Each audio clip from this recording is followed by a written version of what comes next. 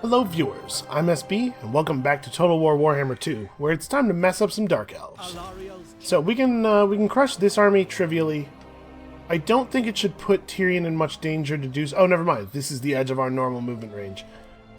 Moving through the gates costs so much movement. Alright, well...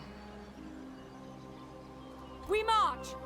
So the thing is, it actually is pretty dangerous for Tyrion to go out here. I think what I'm going to do is I'm going to try to move him to the furthest forward point from which she could still reinforce. I can't actually see her reinforcement circle for some reason. Looks like it's right here. Yeah, I'm not moving any further forward than that. They're going to take the Shrine of Cain. We're going to take it back, I guess. An excellent view. I don't want Tyrion to run out here and get caught by this guy with weak backup, because honestly, even like this stack versus that stack, I'm a little concerned about how that would go. Alright, we finished attack.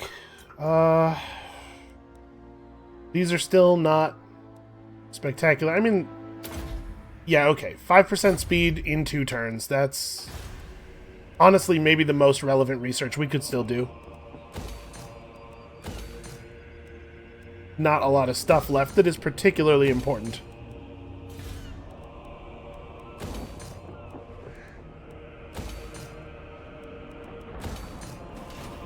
Okay.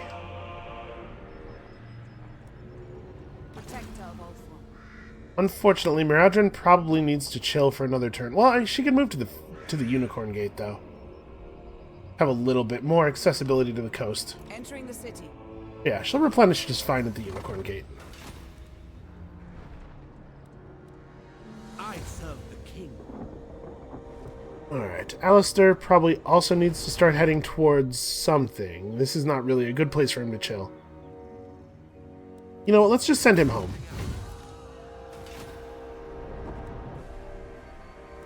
How can I assist you? Ready to march.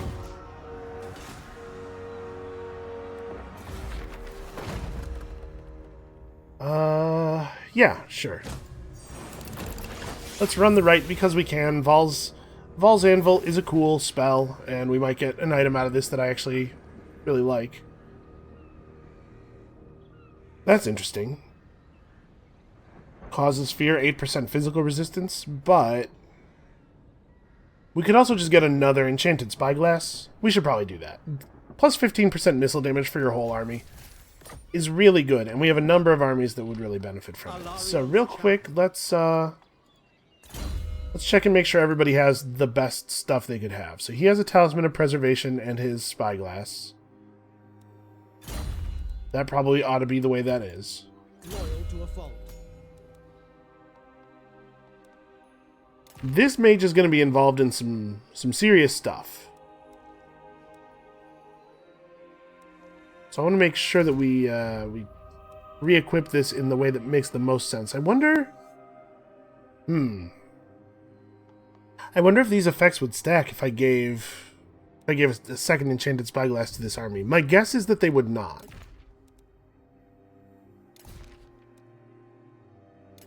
Tormentor Sword's not terrible. You know, because we don't want the mage to be directly involved in combat, all we really need is something that has like a debuff that can be delivered or something like that. So this seems fine. Potion of Speed's okay. I think I would rather have a Potion of Toughness, a little bit of heal up if he does take some serious range damage or something. Tyrion's army is pretty much everything at this point.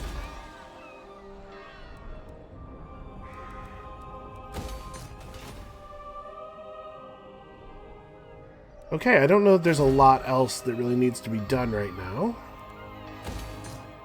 You do that. Hey, you know what? Torre Vress's unique building isn't going to get rebuilt because the game will end, I think, before it could be. Oh well, that's fine.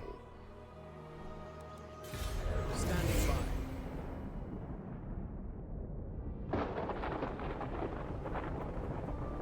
by. Tyrion has really barely gotten to do anything. Poor guy.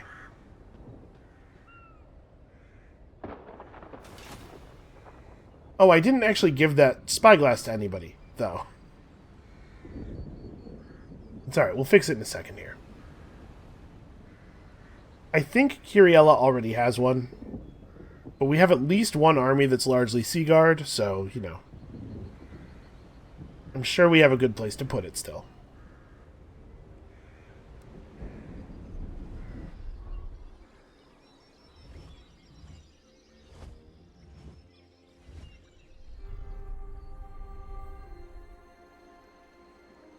Okay, are they not going to engage this turn? That might give us enough time to get in range.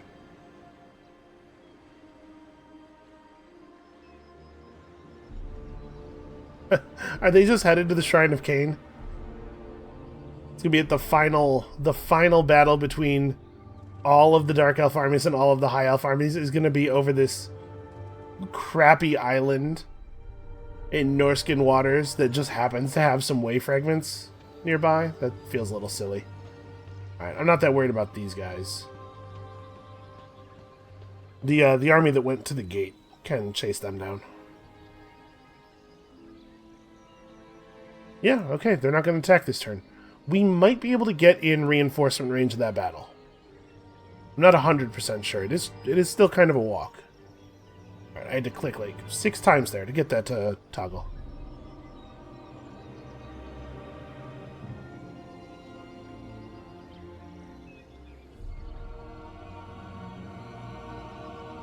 So if we do lose the Shrine of Cain, it's not even really a big deal. We just need to contain these armies. We can't have them going on a rampage and burning down the entire northern part of our economy, but for the most part, what we're doing really is just waiting. All that really matters is making it to the end of the ritual with the ritual cities intact. My powers grow. Oh, construction costs down in all regions. That's fine, but unexciting. A worthy ally. Yep, still cleanse corruption, I guess. The Dark Elves do bring quite a bit of corruption with them when they come, don't they? Moving out. Alright, well, it looks like the Shrine of Cain probably will fall. We're just going to stay together. The last thing I want at this point is a fair fight. Protector of Ulthuan. And you can't even get close to Tordrangle. I kind of think we maybe should just chill for a turn. Tordrangel's not... Yeah, Tordrangel's not in danger. For the Phoenix King. We do have to actually go out there and fight them because they will get replenishment from the Black Ark eventually, but it'll take a couple of turns to do that. Ready to serve. So what do I want Arduval to do? Honestly, I probably have him going the wrong way. He probably just goes back to the White Tower. We have armies in place enough that we could... I mean, Gaian Vale's impossible to get to. Actually, so's the White Tower. Nobody's gonna come and suddenly ruin everything. We're fine. We just have to defend Lothern. So that's what he'll do. I do wish they would use the water. I should have manually had him go across the water, because it only takes, like, 2 turns to get there that way, but whatever. It doesn't really matter. Mostly we are waiting.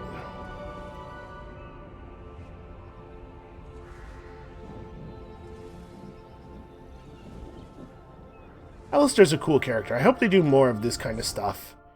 Where they put, like, significant but not quite legendary characters into the hero and lord pools.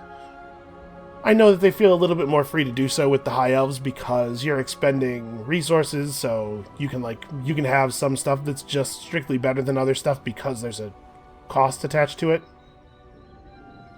It would be tricky in anybody else's pool. Like if you put an Alistair the White Lion figure in the Empire's recruit pool, there's no way really to balance that. Should we even bother? I don't want to. Whatever, you got it. Look, you finally did it. You finally spitefully reclaimed the Shrine of Cain.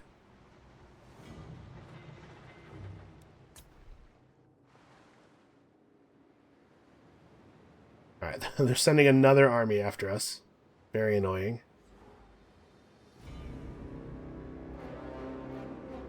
Well, when we get the Shrine of Cain back, I'm sure all of our stuff will be all wrecked and dark elfed up. They will have hung weird chaos sigils all over everything. There's going to be a lot of graffiti.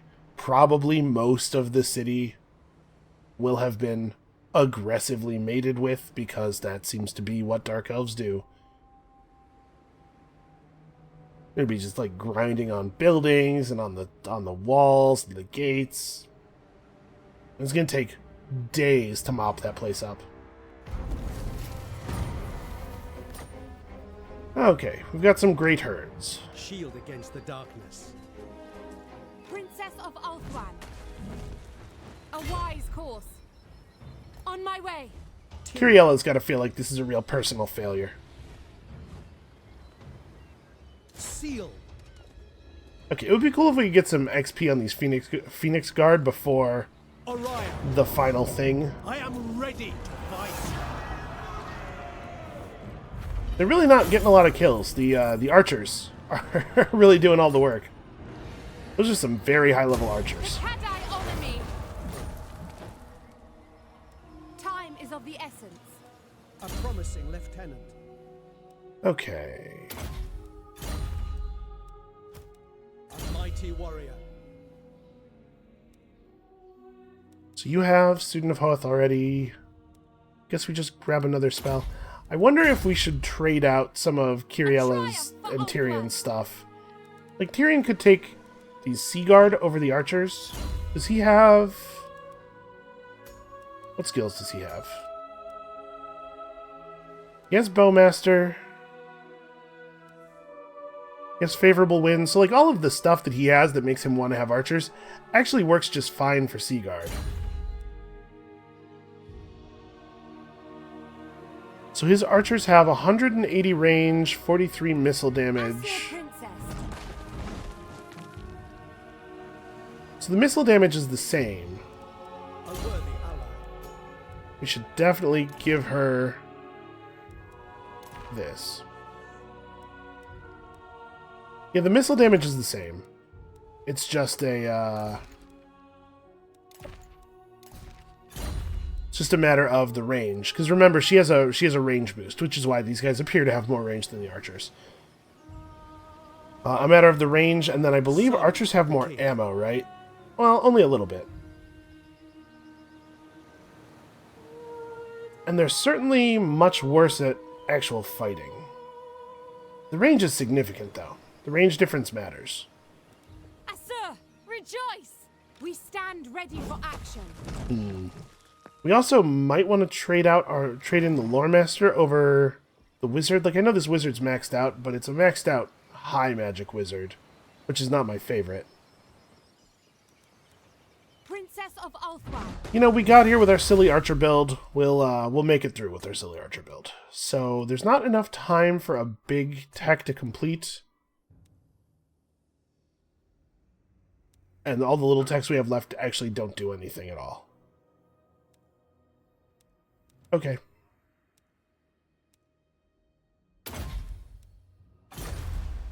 Upkeep minus 5% for Lothar and Seaguard is actually a lot of money. Yeah, look, they completely wrecked the place. They kept the Shrine of the Widowmaker.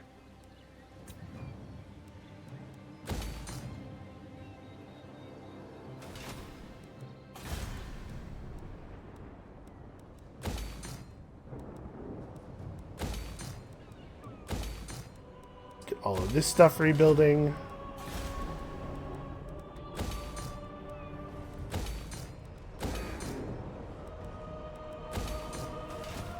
Lord of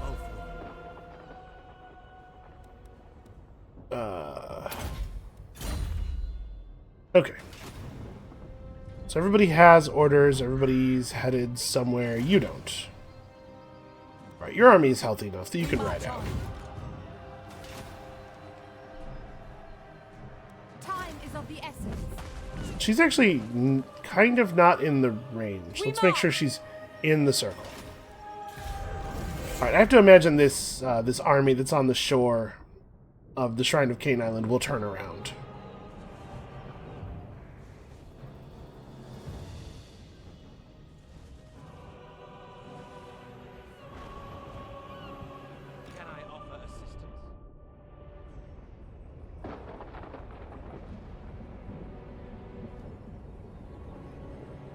I should probably trade out those archers for a Sea Guard, huh?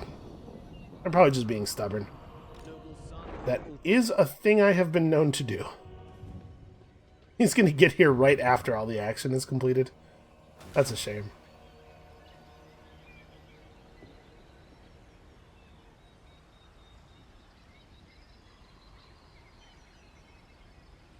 Alright, what now, Nagaround? What do you got left?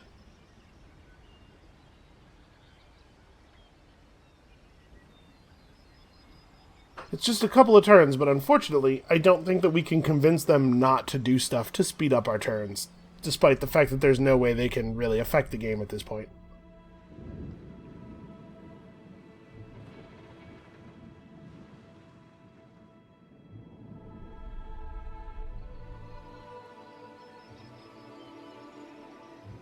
I'm gonna go after Tor Anlek instead, probably. Or the gate. Yeah, that's an option. Remember, we do want Tyrion's army to be at full health.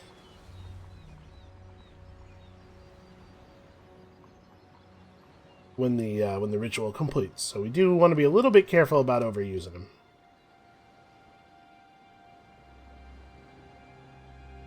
Maybe I should turn around one of those armies that's headed south. Lothern isn't going to suddenly come under fire, I think.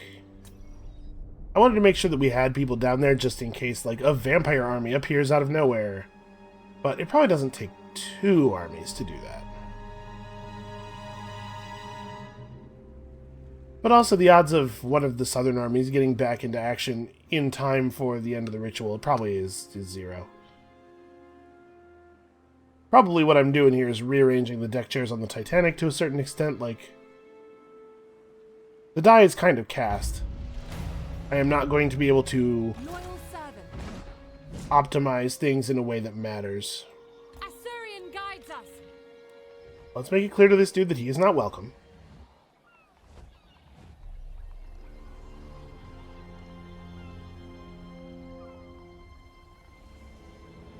Oh, I can't... It looks like I can't quite make it onto this landmass with 25% movement remaining. Shield of Alaric. I was hoping to get over here and then go into ambush mode, so he thought it was a single stack, you know.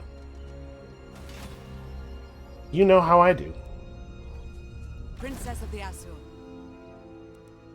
Denied. Alright, so she just needs to wait somewhere... Here, wait here. The problem with waiting in Tordranel is that the climate will make her troops replenish much slower. So we'll wait in the Salvation Isles, where things are good and nice.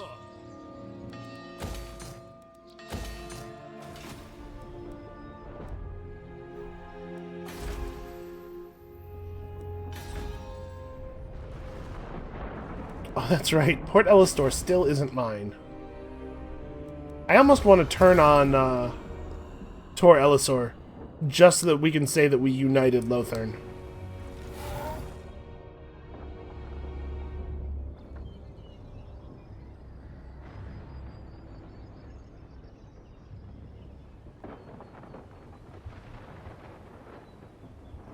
Dark Elves really are creatures motivated almost entirely by spite, aren't they? Oh no! Tyrion could have done something. It wouldn't have mattered, but he could have done it.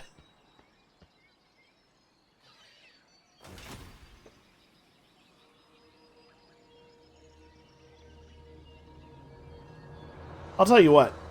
This dude's cardio is, like, top-notch, though. He has run the entire height of Ulthuan twice over the past few turns.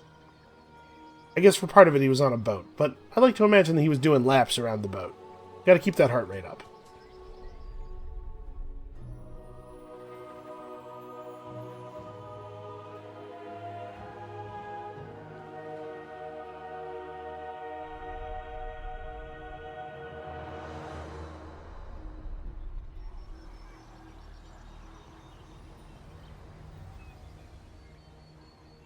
So this has happened a bunch of times. I'm never quite sure what they're doing. They land up there at that spot, just west of where the land bridge from the Shrine of Cain Island meets the mainland. And then they just kind of like run back and forth along this road for a while before eventually dying because they have nowhere to go. They're also, why are they suffering attrition? There's no storm in this sea region. Are they out of money? Did something happen that screwed up their economy? Maybe like they lost a couple of important cities or something? Maybe their capital's under siege, so they don't have any trade? It's very difficult to know.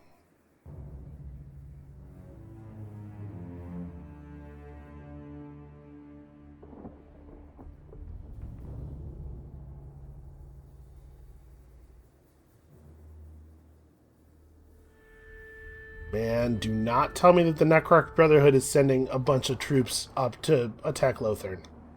Their turns are taking way too long. We better go check on them.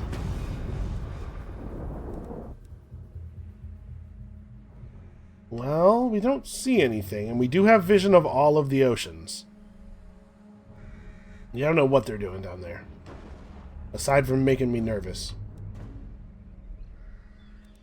Ready to serve. Alright, well, now that the army has healed all the way up, I guess we'll move to Tordrenal. Of the Asur. We'll just chase this guy from, Darkness. Alariel guides me. chase this guy until he gets down there. It looks like we might have attack range on him. At them.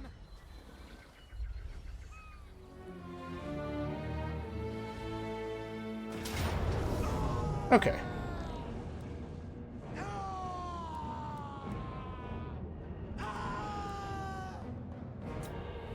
Asur, we fight. Dark Elves, man. Just non-stop screaming. For no reason. Onward. Alright. Triumph for Ulthuan. Thanks for all the gold, you big idiot. Tyrion's army took way more damage than hers did. Yeah, we might just trade troops. Her army's pretty good. Standing by. It doesn't have a dragon. We'll keep his dragon, but almost all of his buffs apply to these guys.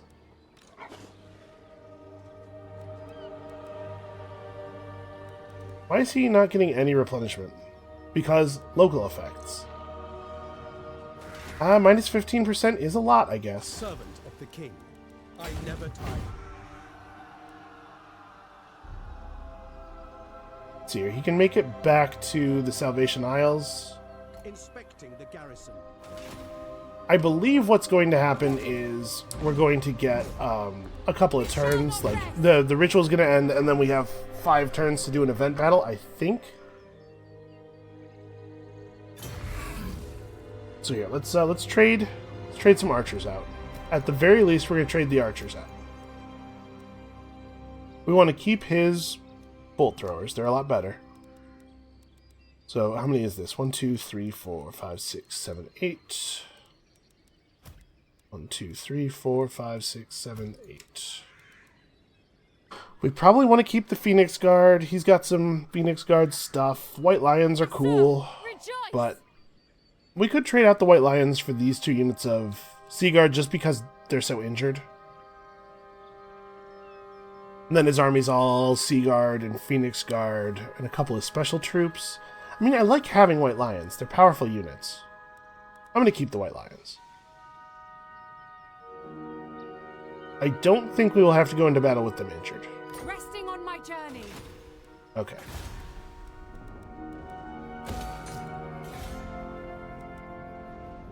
I did it. I did the settlement upgrade. Yeah, sure. Whatever. At this point, pretty much whatever. Hey, look, we're doing it. We're fixing it.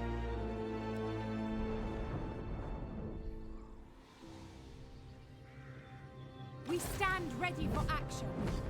Shield against the darkness.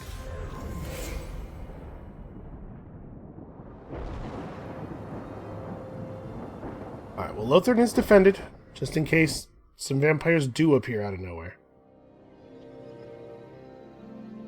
We have 2 armies that can run toward the Shrine of Cain, while Tyrion runs the other direction. And I believe, like I said, I think it's going to be just like when somebody else completes the big ritual. We're going to get like 5 turns to chill out and do replenishment before we have to do the big event battle. But even if we did have to go right away, which means that we're going to have to deal with our white lions being all torn up, we're still a pretty large and impressive force. We have good magic. Tyrion has some cool abilities. Oh no, it just... there's an invisible storm happening in that sea region. Oh, kind of looks like they're not going to the Shrine of Cain after all. Maybe they're headed toward one of these previously Norscan settlements. Alright, I don't care about the rest of your turn. That fleet was actually the only part of their empire that can still interact with us in any meaningful way before the game ends.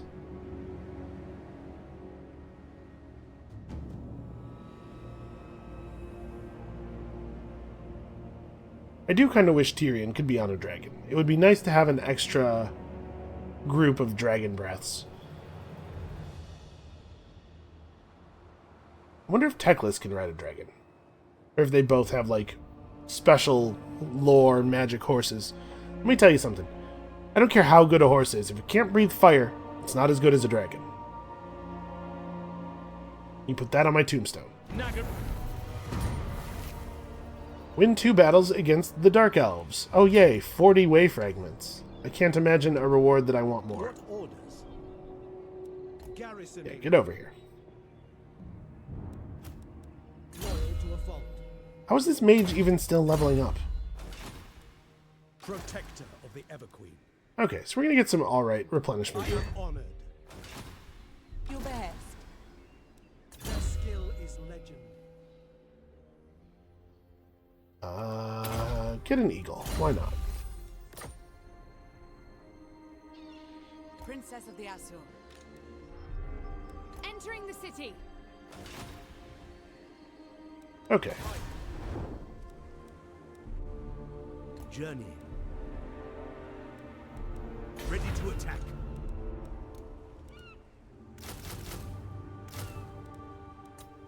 You know how he feels about his white lions. Let him go into forever with a full group of them. As many as he can hold.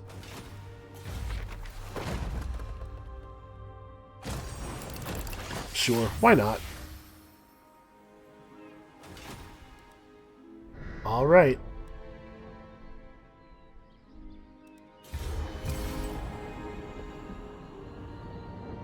I suppose it's poetically appropriate for Tyrion to be at the Salvation Isles when the thing happens. Oh, hey, look, it's our old buddy Cloaca.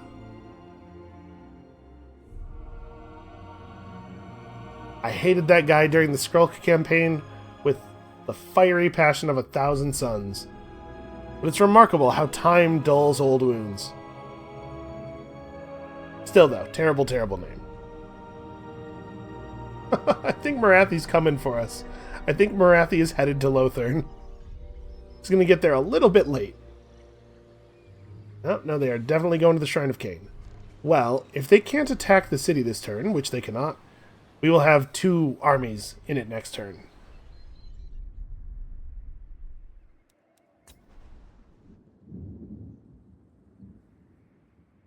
Not that it matters, probably.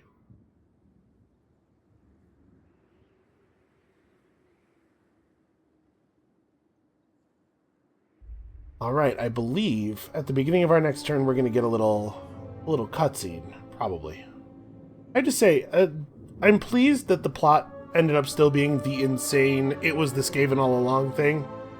I thought there was a chance that they would have, like, each faction would have a different version of the story. That would be a cool little narrative thing they could do. But, I have to say, I don't really enjoy the elf version of this as much because it's far more serious. Warhammer is just fundamentally so silly. It feels good when you lean into it, I think.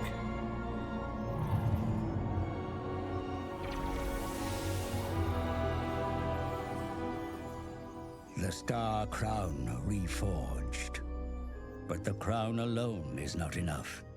It must be born into the Vortex, delivered to Caledor by a hero worthy of Safari.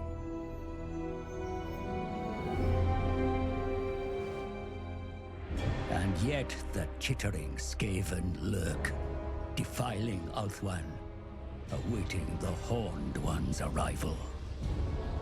The Vortex must be reclaimed, or the world is doomed.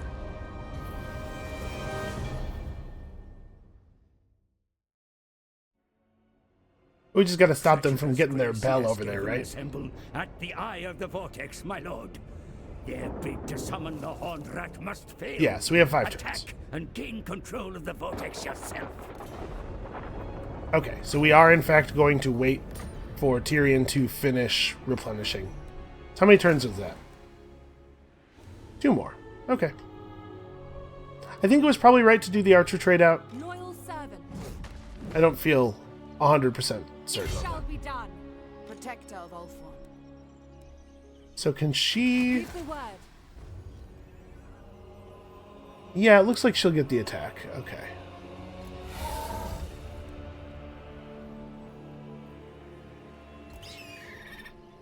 Princess of Ulthuan. Standing Oh, Tyrion gets to do something. Go get him, man. Surrounding the enemy. I have done well. The greatest hero of our time. Loyal subject. To order!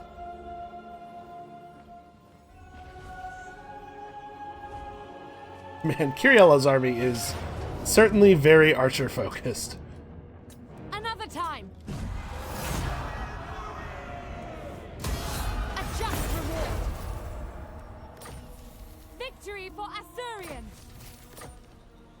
Alright, they deserved no less. Give the word. Garrisoning.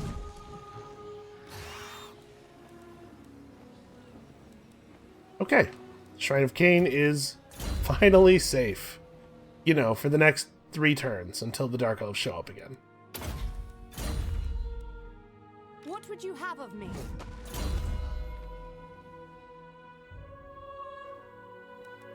Oh, that's right. We were working up her yellow tree. Assur, rejoice!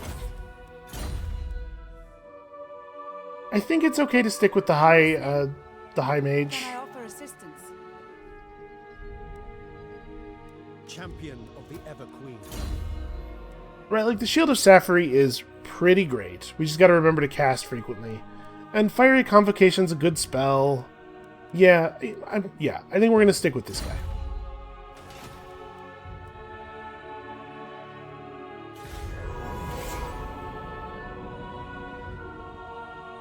Alright, so at this point, I think it actually doesn't matter to us what any other factions do at all. Not only can they not stop us from winning the game, but I think they actually can't even affect us in any way. They're not close enough to us. So we do have to pass the turn one more time after this to get Tyrion back to Tyrion's army back to completely full.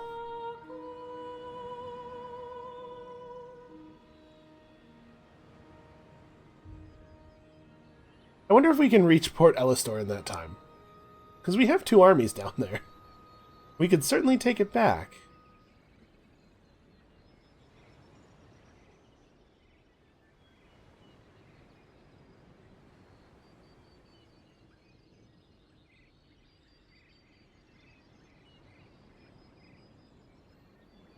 I am the heir of Anarion, and I bid Oh my god, do I ever not care about your deal right now, Mung. Oh no, they've ended our alliance. Whatever shall we do? I'm about to have more magical power than anyone in history, basically. I think we'll be alright. marching out. Lord of the Phoenix Court. Ready to march.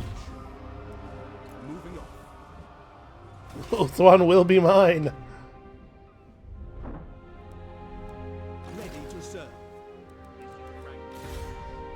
Alright, Miradrin. Preparing camp. Loyal servant. Let's hear it. Sure.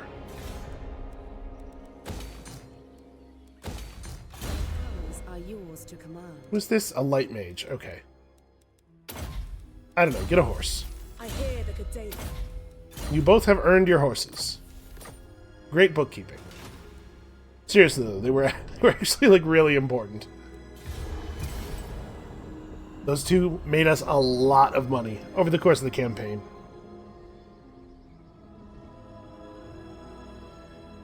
Oh my god. Fast forward. Go. Click, click, click, click.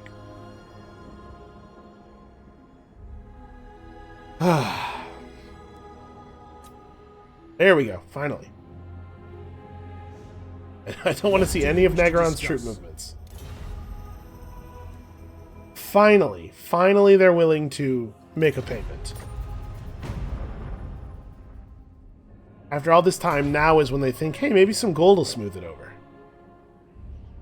Well, it turns out it will not, and in fact I am insulted by her offer.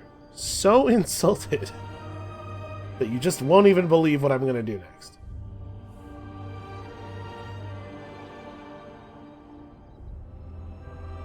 Provided I ever get a turn again.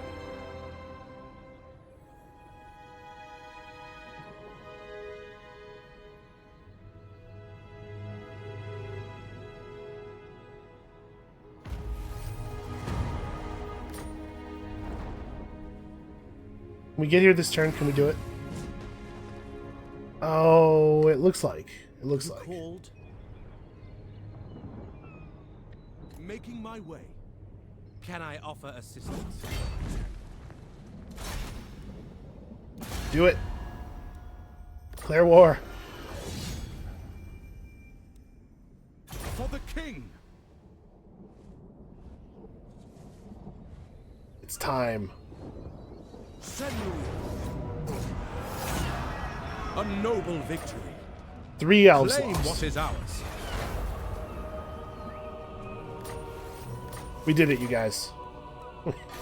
We control Ulthuan. It was so worth it.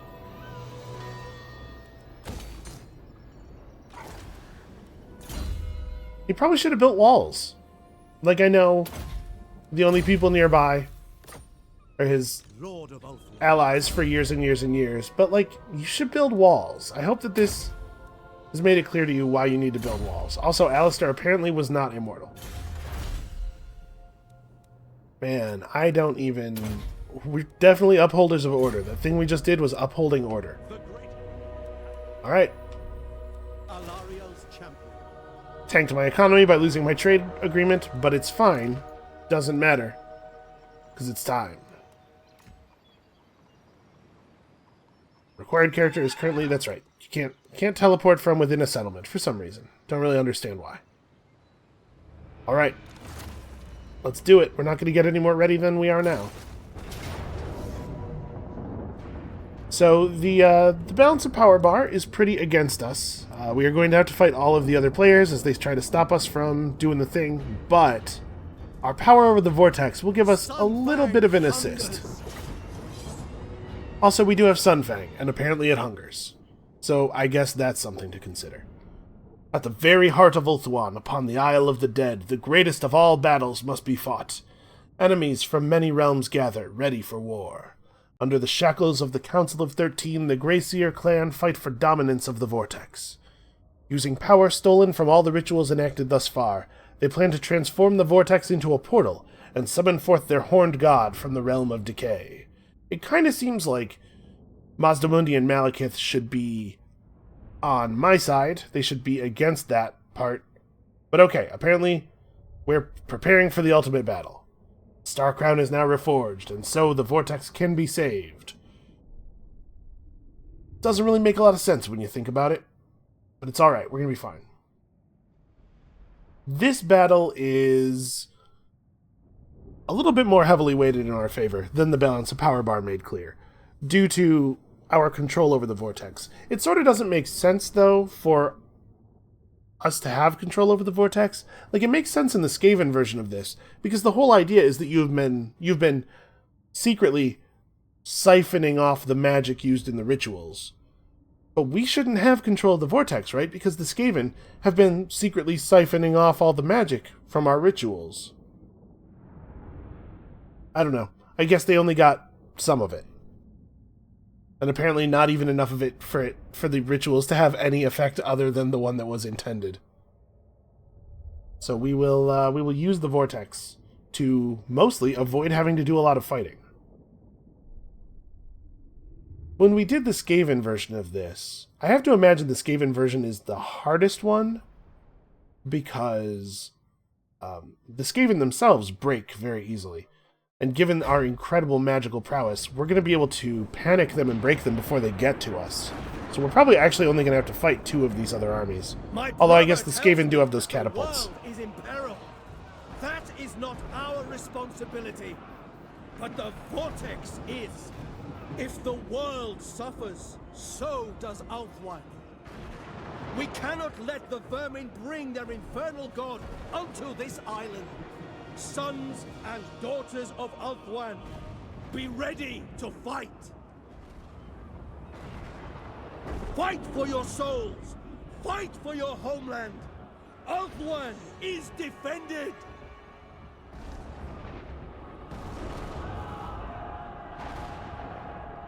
I wonder if the dragon is inspired by that speech. Okay, so do we know the angle of the reinforcements yet? We don't. They will be reinforced, and we'll just deal with it. Alright, so these catapults. Are we in range? We are, but we don't have to go very far back to get out of range. It's like from right here we're not. But they're not in range of us either.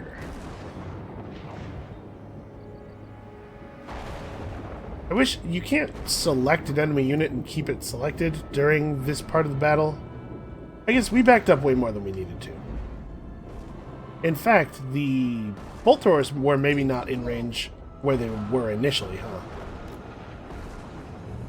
Can I get a mouse over on the catapult here? Okay, they need to move back like a couple inches. This should do it, I think. Yeah. And we do have a little bit of range on them. And so everybody just needs to be at that line or behind it.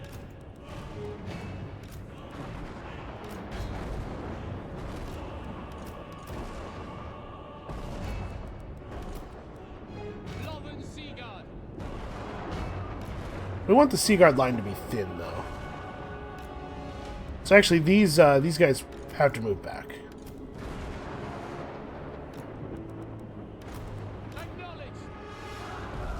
I want the Sea Guard line to be thin so that as many of them as possible are in range the moment any of them are in range.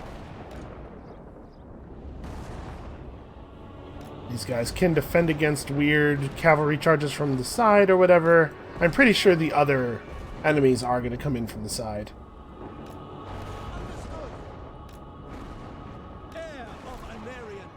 Actually, Tyrion can be over here, and the mage can be over here, and that way most of the elves are within the leadership bonus range.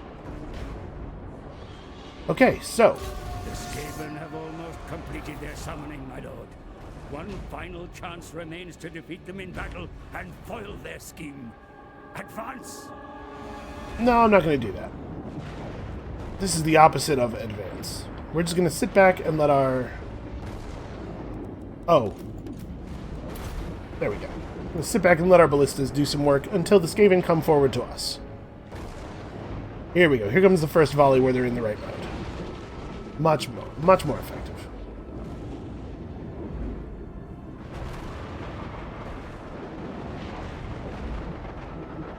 I will absolutely just sit here and wait. Because, honestly, the artillery, I think, are not going to be super effective as the battle continues, because the enemies come in from the sides and stuff, if I remember correctly. Oh, they're really getting it now. They will be able to set up the catapults in a way that's going to be kind of a bummer. Oh.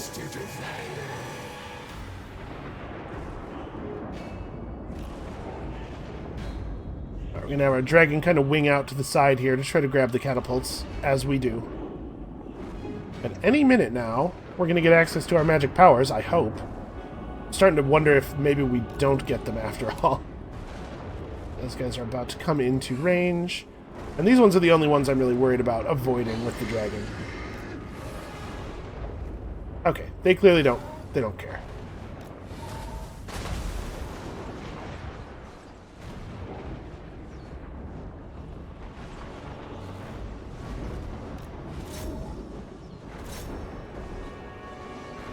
Well, they did turn around and try to get him, even though they have 0 morale and should be retreating. They've decided the rules don't apply to them. I'm saving all of the dragon's breaths for when the lizard men show up.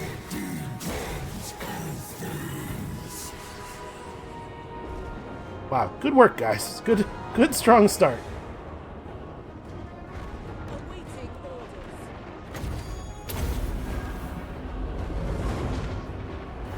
orders. The Skaven army is very broken.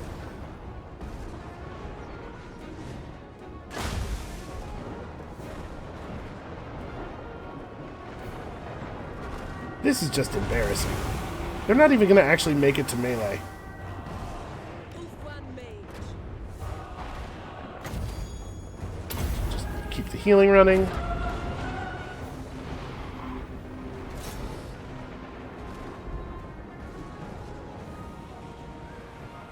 Are you okay? There we go. I guess he was stuck on that catapult.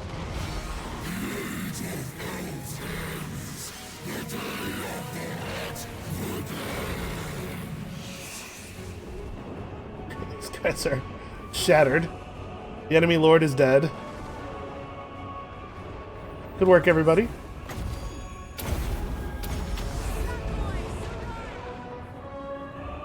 Alright, we managed to do this without any meaningful losses whatsoever.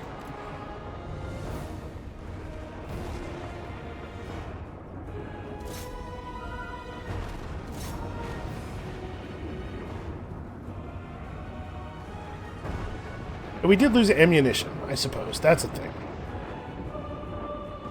Although really not even very much. Look at how full the ammo bars are.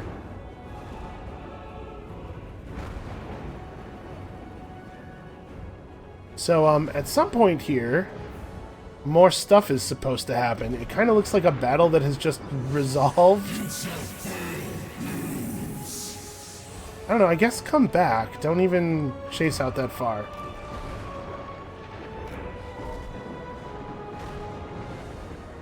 Ulfwan Mage.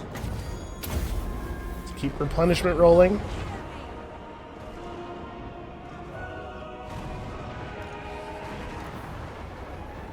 I wonder if maybe I have infinite ammo? Because those bars look absolutely full.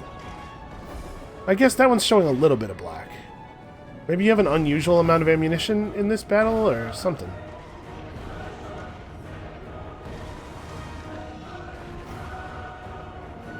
And I'm totally fine just sitting here and waiting for the other stuff to happen. This is definitely the safest way to do this.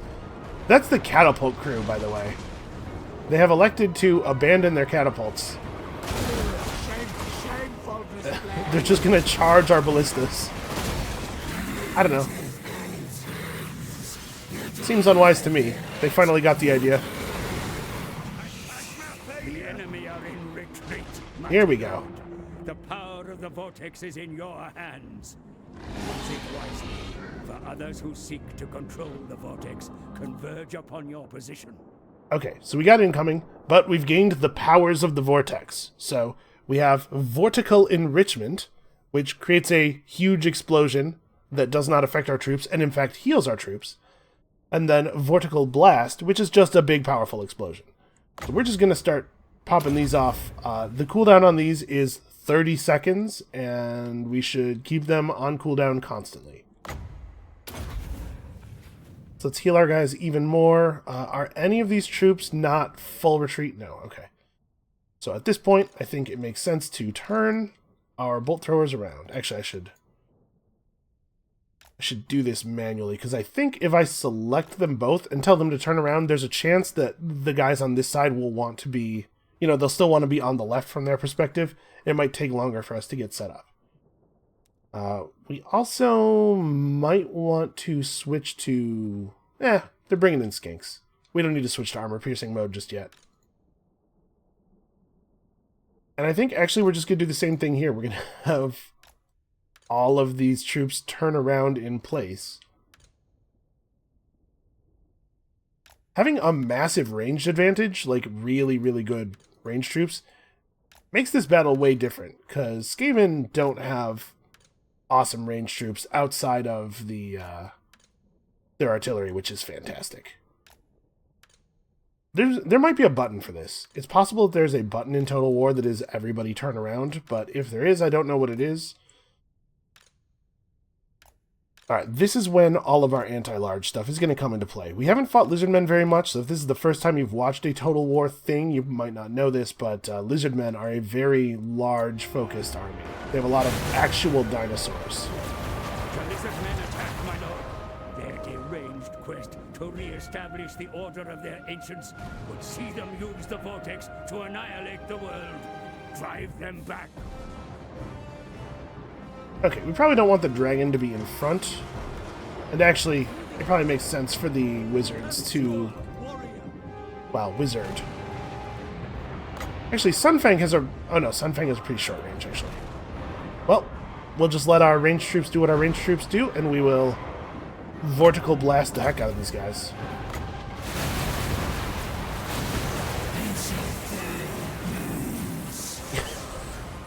Yeah, the Vortex is pretty powerful. I can see why you'd want to get control of this. So, where's the rest of them? I kind of assumed they were going to show up with a lot of, like, cool dinosaurs and stuff. I guess I didn't actually look at their troop composition. Okay, here comes the big stuff. Probably? Well, there's Mazda Mundi, at least. On the back of a massive, awesome dinosaur. And I kind of want to play as Lizardmen. They have such cool units. Okay, this is where we switch to armor-piercing mode, focus on him. Also, you know, we may as well keep disrupting. We don't actually need to use the healing one for healing. And it's not clear if it does damage, but it does at the very least disrupt them. It makes them lose their footing.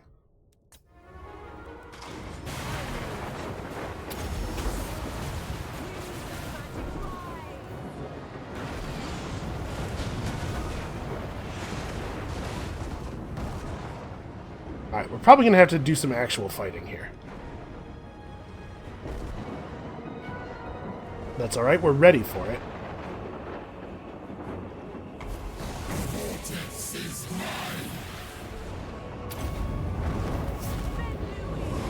I think that's probably enough lead-up time. It takes quite a while.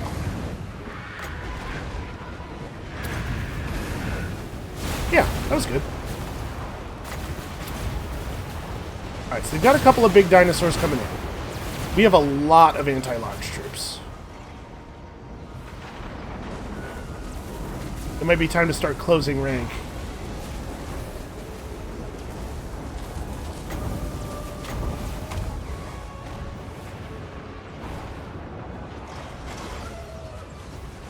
Would you breathe? Okay, that was some good damage.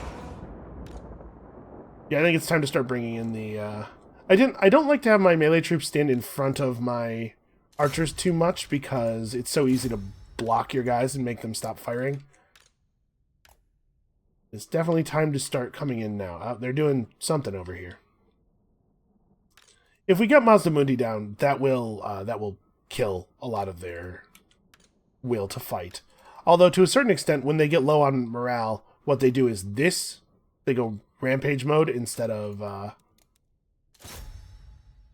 giving up. So we might not get exactly what we were looking for out of them choosing to stop fighting. Oh, that was the wrong thing. Well, whatever. Charge forward. This is what I wanted.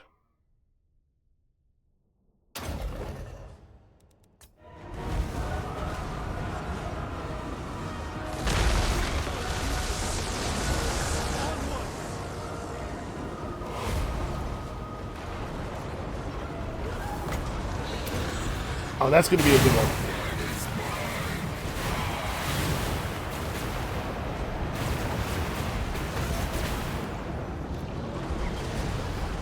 So yeah, they're starting to bring in the guns now. This is going to be an actual fight. You could be helping. Alright, spears and pikes in on the dinosaur.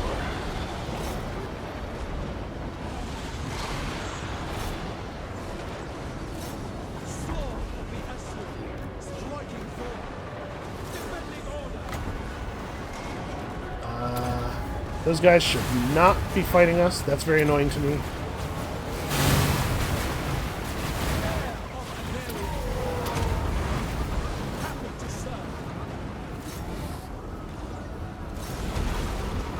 Get him! Mazda Mundi must fall! Man, he is very large on that dinosaur. Look at how tiny these elves are.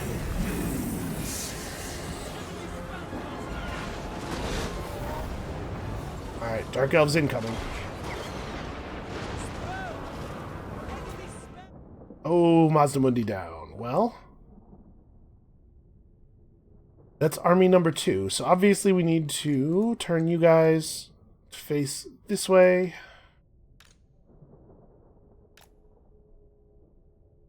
And we're just gonna have to, like, our whole army is positioned poorly for this. I guess really the best thing would be to have these guys move up. I know this is gonna delay our stuff a little bit, but I'm just gonna basically recreate our formation. I don't see any reason to do anything else.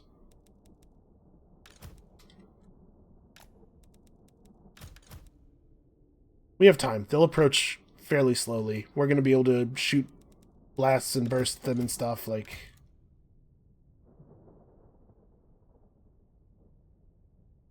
I don't know, just somewhere. Just be somewhere.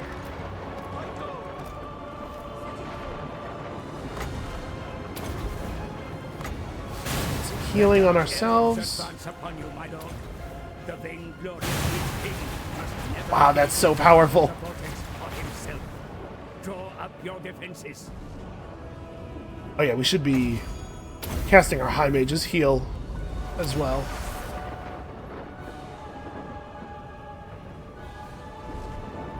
Something tells me that these Dark Elves are going to have a hard time getting through, given that we've taken very little damage from any of the other armies.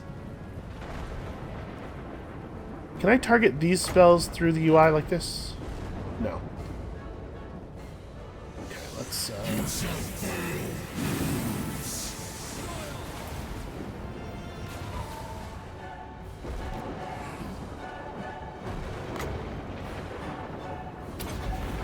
I'm really not even worried about their melee troops. Well, they've gone purple before engaging with us. I guess I don't understand how that works. I thought it was a thing they earned by getting a certain number of kills in a battle.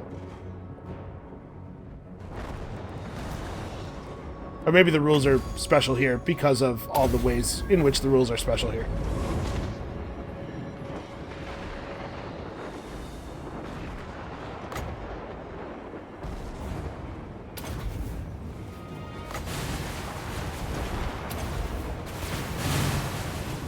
Holy crap, that almost obliterated that unit.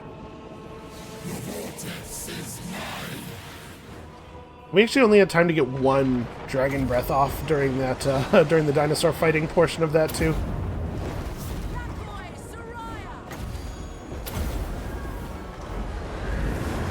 Changed my mind.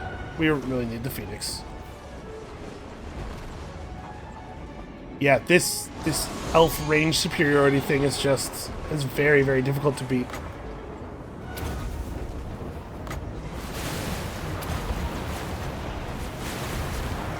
This would have gone a lot better for them if they didn't come in so staggered.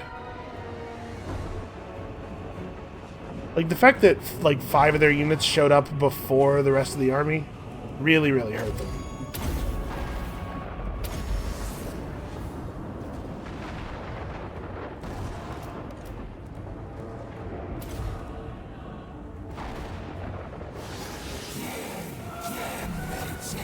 There he is. That's what I was looking for.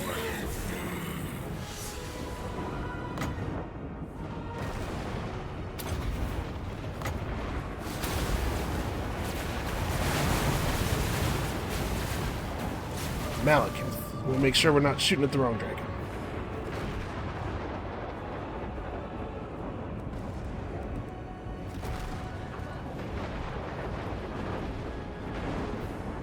Oh wow, they really got a piece of him there.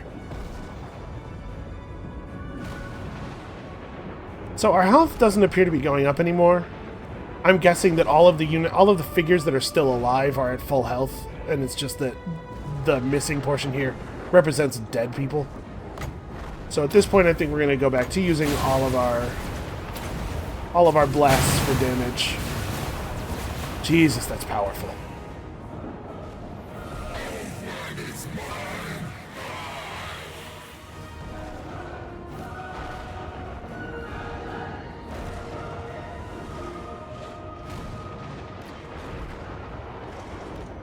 Time has come to start properly moving in.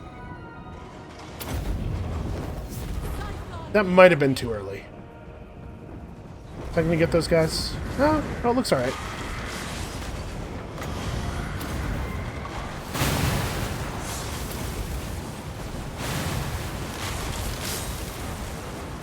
Oh, they're counter magicking us. Well, those guys are dead. As a cavalry unit, what you really do not want to be is locked in combat with Phoenix Guard.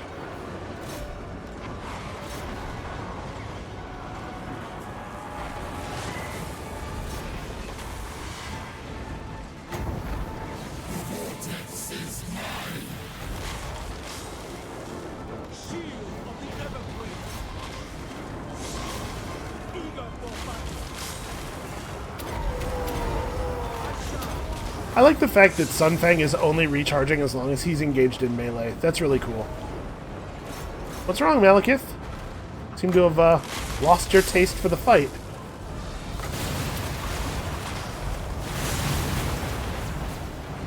Okay.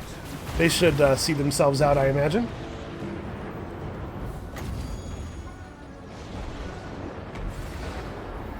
Where's that other dragon? Oh, here, we'll do this thing. That thing does significant damage to a solo target.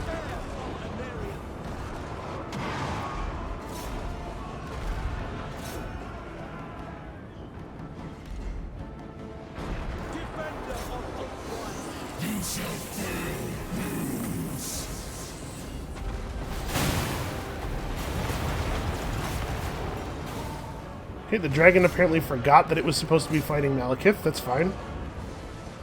We've got a lot of anti-large units over here for him.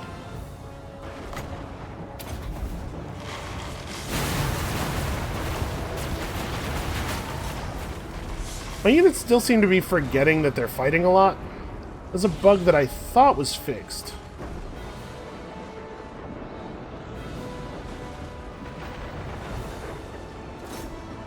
Well, Malekith does have the distinction of being the only part of this battle that actually injured any of my units in any way. Oh, there's one more army. Okay. Dragon, help! Dude, get over here. Do some work. The Grey Seers mount one final attack to seize the Vortex. Keep fighting. Kill Tyrion.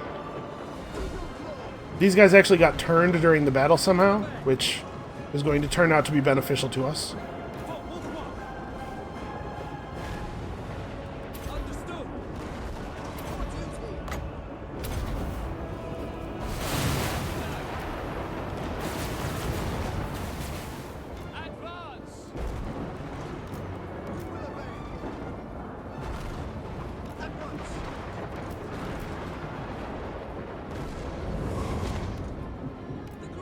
Okay, just rebuild our formation a little bit here.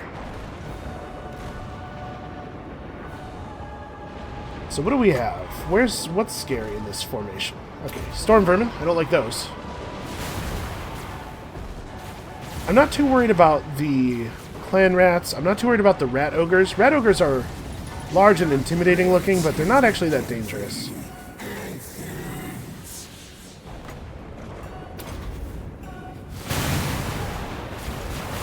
Health.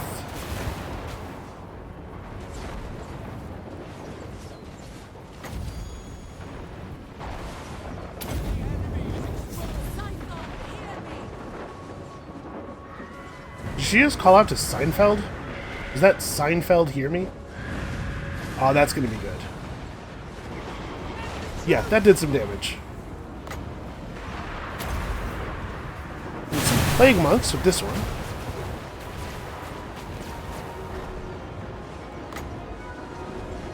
who's injured but not at the replenishment cap? It's actually not that many people. Shield of the Ever Queen. Alright, time to start moving forward.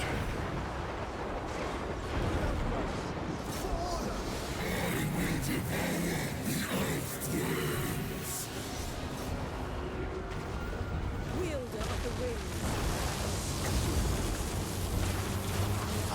How do I want to use this? Oh, Warp Lightning. Warp Lightning's pretty alright. Winds of magic rise. It actually looks like a lot of them are giving up already. We didn't even really get to fight them yet.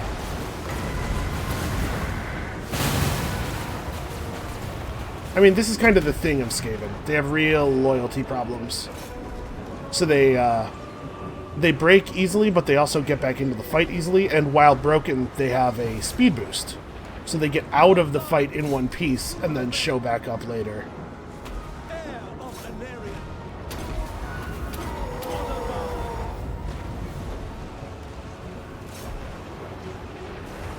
Where's my dragon at right now? What's he fighting? I guess he chased something. I don't know how he got over here.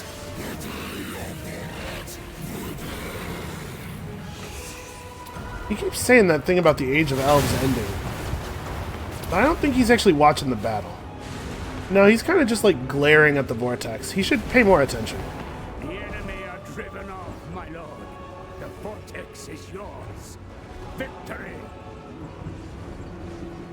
Yeah, I gotta say, this was way, way easier than the Skaven version of this thing. High Elves are just overpowered, man.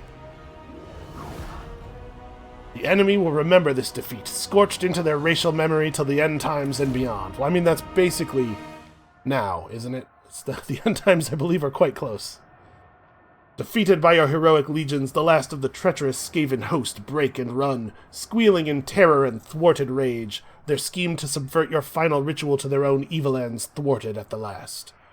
The Great Vortex hums softly, the sickly hues which had marred its currents dissipating, replaced instead with stronger, purer tones, which speak of renewed strength. At the epicenter of the maelstrom, almost obscured by the mounting blaze of illumination, the ancient figure of Kalidor slowly unbends, freed at last from his eternal, intolerable task of maintaining the great enchantment. Rising to his full height, he raises his hands and bathes in the light, which now enfolds him in its nurturing glow. The light intensifies, and with a final faint smile of release, the great mage transcends, his essence becoming one with the Great Vortex, giving it a golden strength unbreakable. That's pretty okay. It's a little labored, but it feels triumphant. It's good. It's appropriate for this moment. Yeah, I have to say the Skaven version of that felt much more difficult. I felt like I was still on the verge of losing when we got to the end. Here, I think I could have taken another 3 or 4 armies, honestly. We didn't even actually take any meaningful damage until the Dark Elves showed up.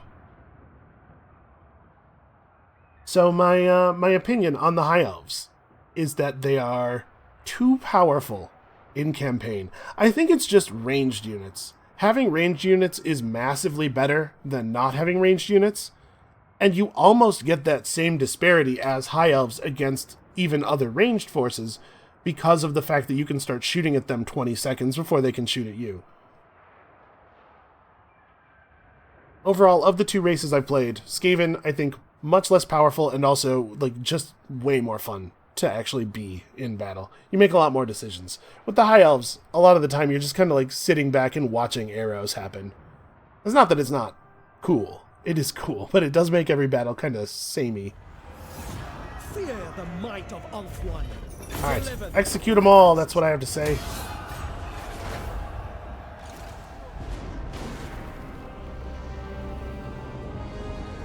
A horned god banished.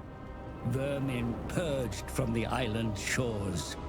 Ulthuan's defenders are brothers in arms again. I mean, we were always literally brothers in arms. And a hero.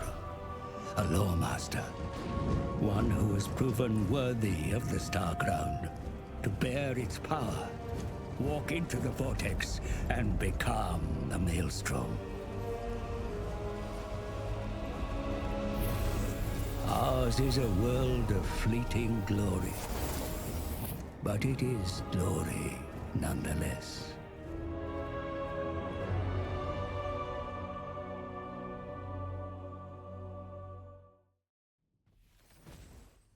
A glorious victory. Despite the efforts of your enemies, your will has prevailed and the Great Vortex is secured. Your triumph has ensured that no enemy can ever again threaten the great enchantment which protects the world against the forces of chaos. Bathed in glory even as your enemies cower. Hail to the victor. So we could, at this point, just keep going and destroy everybody. Or we could, obviously the game's like, hey, why don't you start a new game and play some more? Here's the thing. We're going to do a couple more turns, because there's a little epilogue. It's not a big deal, but there's a little epilogue that occurs a couple turns after the campaign victory that just has a little bit more text in it. But I do have to say, I was a little disappointed in the quality of the plot here. And I know that it's a Total War game, and the plot is not the thing that you're doing. Hold on, let's look at our stats. The plot is not the point of a Total War game. In fact, this is the first game that has had one. But I think the Skaven plot was pulled off a little bit better, and I think part of that is that the Skaven plot has a character for you to care about. The Skaven scribe is a horrible monster, as are all Skaven, but he's also kind of adorable. The game does a good job, the plot of the Skaven campaign, I should say, does a good job of making you care about this Skaven scribe character, and at the end when he is triumphant over the Greyseer, I was like, yeah, that's awesome. There was a fist pump. A fist pump occurred involuntarily. I was excited. Nothing like that here. You could be bummed out about the plight of the lore masters seeking the crown and how, now there's only one of them remains, and then he puts on the crown and he gives himself over to the vortex, but they don't give you any character moments with them, so you kind of can't care about them as people because they're totally still abstract concepts. Anyway, probably not hugely important to what a Total War game is. So I was just curious. I'm always curious about the numbers. I'm a numbers person. Apparently I made 6 million gold. I wonder how this compares to our similar numbers from the Scroll campaign. Here's what I wanted. Battles. So yeah, here I only fought about 1/6 of my battles personally, which is a lot less than... I think I fought 70 battles manually as Scroll, because the Skaven auto-resolve is so screwy.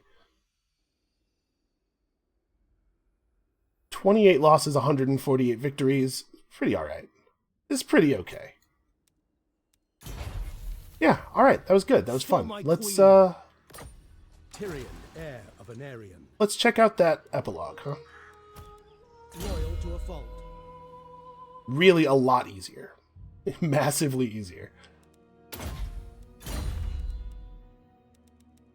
Oh, you have multiple skill points. A lot of skill points, actually. Jeez. Oh, that's right. Everybody... when you win, everybody in your empire gets a ton of levels, and... Are we gonna have to... You know what? Let's turn off all of these. I'm just gonna hit end turn a couple of times, because I'm only interested in the text. It's just a little capstone on our adventure here. Also, we united Ulthuan. Check it out. So I hope you guys enjoyed the campaign. I enjoyed this one. I do not feel that it turned into a horrible slog to the same degree that the Skrulk one did. Part of that is that I just didn't play the Skrulk one very well, but another part of it is certainly that I had to manually do 70 battles. The Dark Elves are on the move. There's just, there's no words for how much I don't care about what you do to us now. In theory, we should be able to just, use the magic of the Vortex to blow them all up as they reach our shores. They don't quite give you that level of additional power from having one, but you do get a pretty significant faction-wide buff, which we will look at in a moment here. So if you wanted to, say, paint the map, I know that that's something that some people are into in Total War. They certainly do make it a little bit easier. You may have noticed, though, there were a bunch of diplomatic changes. I think we... Oh no, all those diplomatic changes were because I turned on Tor Elisor, that's right. Because the pirates sided with them. So yeah, for having completed the Vortex, +2 hero capacity for all hero types. Hero and Lord recruit rank, +14 faction-wide. I mean, they're coming. It's whatever. Lethal grace given forth. Let's click on a couple of cities. Garrisoning. Just like put armies in places. Setting up garrison. You guys don't need to be up here, although Kiriella is going to remain in the Shrine of Cain forever because she has earned that right.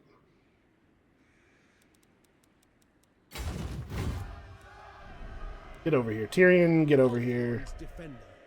No, Tyrion, stay where you are. This is... I guess, what are the odds that they're going anywhere other than the Shrine of Cain, though? Shall not wait. Tyrion, I don't know, come to Kalidor's Repose. Okay. Apparently I can't hit end turn until we've finished all of our movement animations. That seems a little silly. I remember it only being like 2 or 3 turns before the epilogue appeared.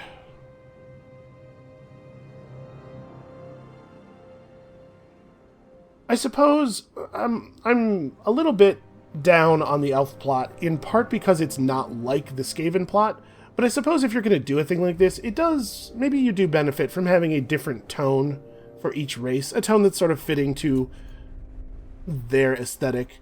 Because one of the things that's great about Warhammer is that the different factions are so different, not just in their mechanics, but like even in their lore. If you read the Orc army book, it's written differently than the High Elf book. There's a lot of passages in the Orc book that are as though they were written by someone who's kind of insane and murder crazed, and I think that stuff is actually really valuable in the role-playing game, or in the tabletop game. So I guess, yeah, it also is, it should be the same here. I just don't like elf lore as much as I like the particular type of goofiness that you get from Skaven or Orc lore. Even dwarf lore to a certain extent. I feel like the dwarf stuff is kind of a parody of the elf stuff, I think, in that the dwarves take it very seriously, but in a way that it's very difficult for you to take seriously. Here we go. Teclis walked the icy path and came upon what he sought, a half-frozen, half-eaten corpse. "I've found her," he said. From behind him, Tyrion strode. At first the prince looked longingly toward the Shrine of Cain, and then quickly refocused on what his brother was scrutinizing. The body of Gallifreyus. Or was it? "You're right. That is not my squire. When did you suspect?" "It doesn't matter. But that's why the rat swarm attacked her over Talarian. How typical of Skaven. They could smell the treachery," said Teclis. "And what of my real squire? What became of her?" Apparently this control is completely irrelevant. I can mouse wheel it, though. "I'd postulate she was ambushed en route to meeting Talarian for the very first time." "All this while we were taking advice from Malekith's puppet, and you knew!" raged Tyrion. "I suspect she was Morathi's thrall, actually," mused Teclis, ignoring his brother's anger. "And not knew, but suspected." "So what now, brother? I want vengeance for this outrage, and with the vortex stabilized, we have the breathing space to take it." Teclis glanced around at the harsh terrain. Even he felt the pull of Cain, of rage and vengeance, for the god of murder's shrine was uncomfortably close. He looked southwards. "I will continue my labors in Lustria. There is still much to learn there," said the High Lore Master. Tyrion gave his brother a sour look. "After all we've been through, when will you deign to return to Ulthuan?" "In time," said Teclis. "In time." So, okay, they give you like a little bit extra lore justification in case you needed it to go after the Dark Elves. And one wonders, was Kiriella a Dark Elf servant the whole time? Yeah, whatever. You could kind of build your own narrative from here. That's a cool thing to do. But that's going to be the end of the game for us. I have no interest in painting the entire map High Elf white. So that's going to be it for us for this adventure and this series. Thank you guys so much for watching. I hope you had as much fun as I did. Come back next time, Monday, for some new, different stuff. I don't even know what yet. It'll be a surprise. And we'll see you then.